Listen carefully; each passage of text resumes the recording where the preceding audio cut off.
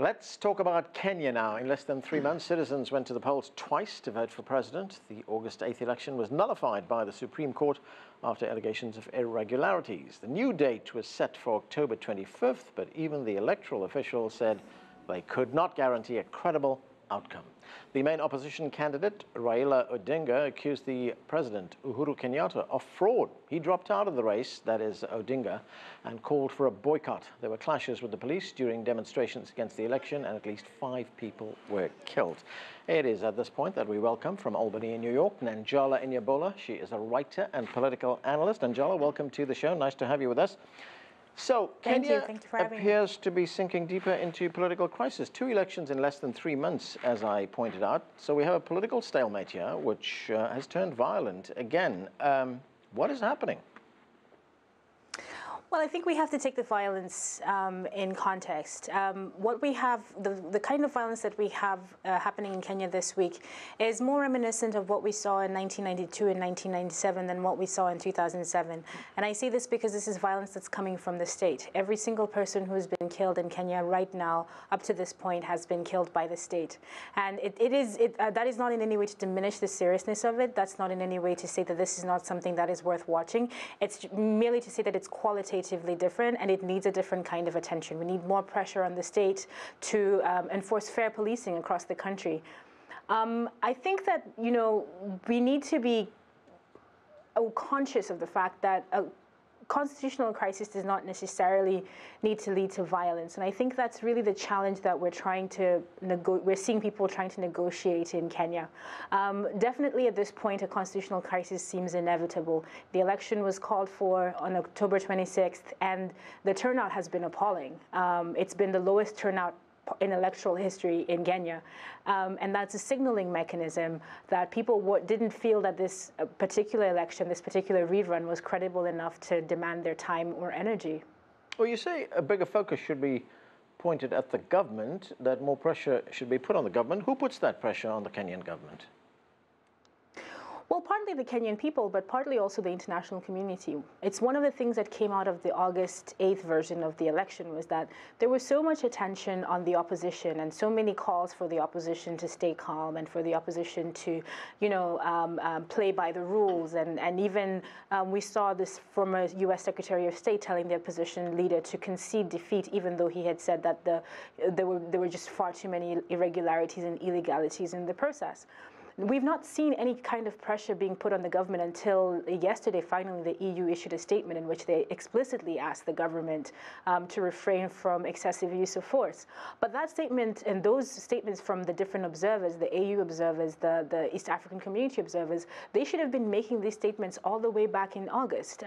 This is not something that has just started. You know, the first deaths happened on August 11th after the result was announced. Why hasn't there been pressure on the police force in Kenya to actually show restraint and right. Stop, you know, this disproportionate policing? Okay, now, Nanjala, very quickly, tell me, what do you think has to happen next? I mean, do you have another election, a third one?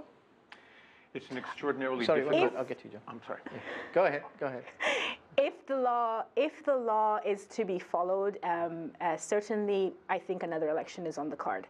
If we go strictly by the letter of the law, I don't think that this election was in many ways worse than the August election. Yeah. Not only in the matter of turnout, but in some of the irregularities that we've seen coming in, of forms being altered, of things not being submitted in the correct format, and I think if we go by the letter of the law, another election is almost inevitable. The big question is, are the big political actors willing to be bound by the provisions of the law? Right. John, go ahead. Yeah, sorry for the interruption before. This is such an extraordinarily complex situation because in a different way than our first example, you also have the primacy of rule of law here. I mean, the silver lining is that the Election Commission declared the first election nullified because of these irregularities. It wasn't something that was sweeping or dominating the sense of the political atmosphere in Nairobi, but they wanted as perfect or as close to perfect an electoral process as possible. And so they declared that first election nullified. The tragedy is that Kenya is probably the bastion of democratic politics in Africa. And so it's not just a Kenya issue, it really is an Africa-wide issue. And if you have democratic standards and principles collapsing in Kenya, it forebodes in the worst direction possible. After an era where the last 5, 10, 15 years, you've seen a surge of democratic activity throughout the continent. So this is important for what's happening inside of Kenya and what's happening among Kenya's neighbors as well. Paolo, you've been to Kenya many times. Yes. So, as John pointed out, the Kenyan Supreme Court threw out the results of the first election, saying that it was not valid, ordered a new election, and we've just seen what's happened. Let's take a listen to what the chair of the Kenyan Election Commission, Wafula Chebukati, had to say. Let's watch this. Critical changes in key secretariat staff, free, fair, and credible elections will surely be compromised. Free and fair elections will be compromised. So, as the opposition leader, Raila Odinga, does he have a point there? Well, yes, and again, keep in mind, if I'm not mistaken, according to the Kenyan constitution, even if the turnout had been higher, right? This is, as the other guest pointed out, it's appalling, 33%. Elections have to be held in all precincts. In other words, in all constituencies, even if some of them that boycott had been very effective, and indeed they didn't vote.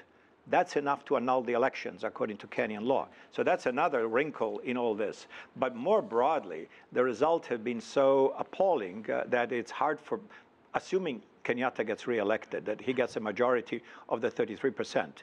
You think that's a mandate? And in the wake of all this, and let's not forget, he's got an indictment against himself because of violence that took place the other time, the other election. So there's a very bad history here, and of course this is compounded by the fact that everybody knows, but from a legal standpoint has really no value, that this is a re-edition of another, Kikuyu versus Luo rivalry. This is historic tribal rivalry. Odinga's father was the main opponent of Kenyatta's father. So we're replaying this unfortunate situation. Of course, now with all the trappings of modernity and legality and constitution and whatever. But this is essentially a major tribal fight that has not been resolved because the Luo are the underdogs and the Kikuyu hold most of the power in Kenya. And they have no intention of giving it up. Right. And unfortunately, under the circumstances, Uhuru's legitimacy is really undermined. I want to move on to the Japanese election in just a moment, but first, Nanjala, I want to give you 30 seconds to respond to that. Is this essentially a tribal conflict that we're seeing? I think it's a conflation of two things. I think there's definitely an element of ethnicity that we need to pay attention to, especially in what is motivating different actors to behave the way they do. But there's definitely a bigger issue at question. There are many, many millions of Kenyans who are refusing to participate in the process as it stands because they don't think it's legitimate. It has nothing to do with Raila as an individual. It has nothing to do with Kenyatta as an individual. They're really saying that at this point, after 5 multi-party elections, we should be doing better than we are right now.